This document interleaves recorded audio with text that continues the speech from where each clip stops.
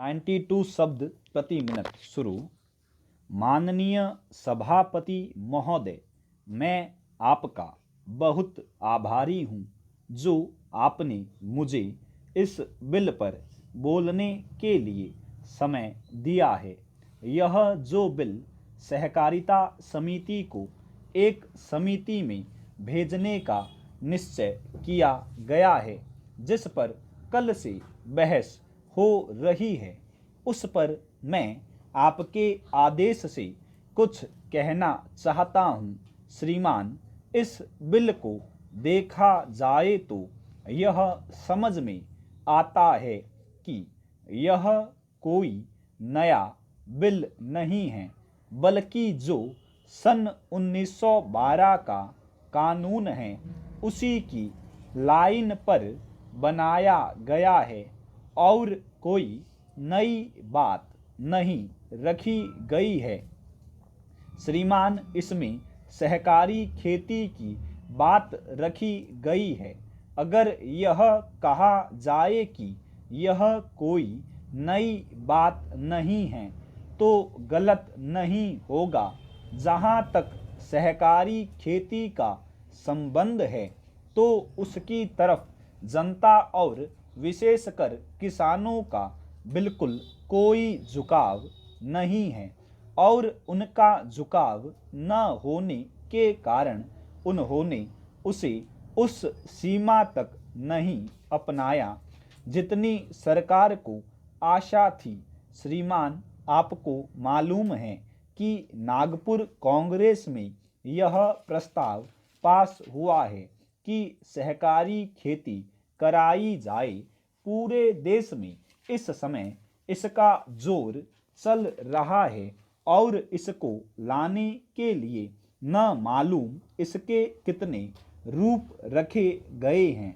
यह कहा गया है कि इसके अंदर कोई जोर नहीं है। अभी एक माननीय सदस्य कह रहे थे कि राजनीतिक पार्टी के लोग यहाँ पर सहकारिता के संबंध में कुछ कहते हैं और बाहर किसानों से कुछ और ही कहते हैं। वे किसी से यह भी कहते हैं कि तुम्हारी जमीन छीन ली जाएगी। मैं यह निवेदन करना चाहता हूँ कि यह जो कहा गया है और किसानों के अंदर जो भावना पैदा होती है वह इस बिल से साफ स्पष्ट होती है कि वह गलत भावना नहीं है। मैं यह जानता हूँ कि जब किसान पार्टी का जोर बढ़ा और किसानों की आवाज़ ऊंची हुई तो सरकार ने और हमारे नेताओं ने यह कहना शुरू कर दिया कि हम सहकारी खेती को किसानों के ऊपर लादना नहीं चाहते, बल्कि यह तो किसानों की इच्छा पर है।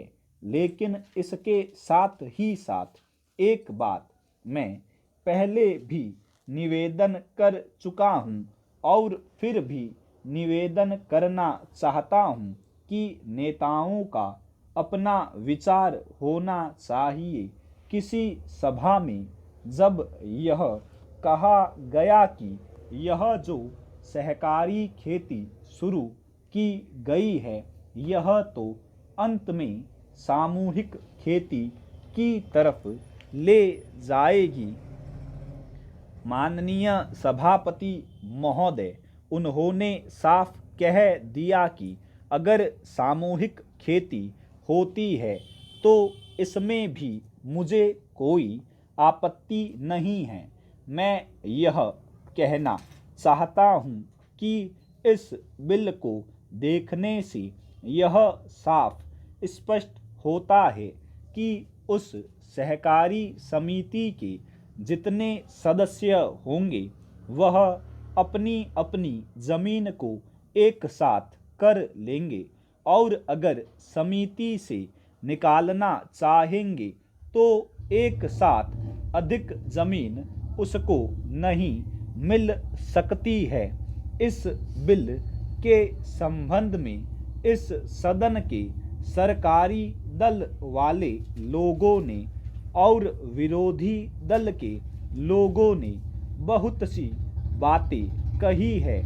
जैसा कि यह बिल है, इसको अभी समिति के सामने विचार के लिए जाना है और वहाँ से विचार होने के बाद यह इस सदन के सामने फिर से विचार के लिए पेश किया जाएगा। तब माननीय सदस्यों को पूरी तरह से यह अधिकार होगा कि जहाँ तक इसमें दी गई बातों का संबंध है उसमें परिवर्तन ला सकते हैं या उसको हटा सकते हैं। कल से जो बातें हो रही है वह सब नोट की गई है और मैंने बहुत सी बातों को सुना है। इस समिति में उन सब बातों पर विचार किया जाएगा। बहुत से माननीय सदस्यों ने इस तरह की बातें कही हैं, वह बहुत आवश्यक मालूम हुई है और जैसा कि मैंने कहा है उन पर विचार किया जाएगा। जहाँ तक सहकारिता का संबंध है, चाहे सरकारी दल वाले माननीय सदस्य हो, चाहे विरोधी दल वाले माननीय सदस्य हो, सबकी यह मांग है कि जब हम जनता के राज में विश्वास करते हैं और अपने यहाँ जनता का राज स्थापित कर लिया है और जबकि देश में गरीबी है और उसका गलत लाभ भी उठाया जाता है, तब सहकारिता की बहुत आवश्यकता है। इसको रोकने की आवश्यकता है। यह सभी लोगों की राय है। जहाँ तक इस सहकारी बिल का संबंध है, बहुत से माननीय सदस्यों ने बहुत सी बातें इसके संबंध में कही है। मैं सब बातों का विवरण में तो उत्तर नहीं दे सकता हूँ, लेकिन मैं थोड़े में विशेष बातों का उत्तर देने का प्रयत्न करूँगा। जैसा मैंने अभी कहा, जब हमने अपने यहाँ जनता का राज स्थापित किया है तो हमें अपने समाज के ढांचे को बदलना पड़ेगा। हमारे यहाँ गरीबी और अमीरी चली आती है। हमारे देश में एक गहरी खाई चली आती है और आज भी समाज में गलत लाभ उठाया जाता है। स्टॉप।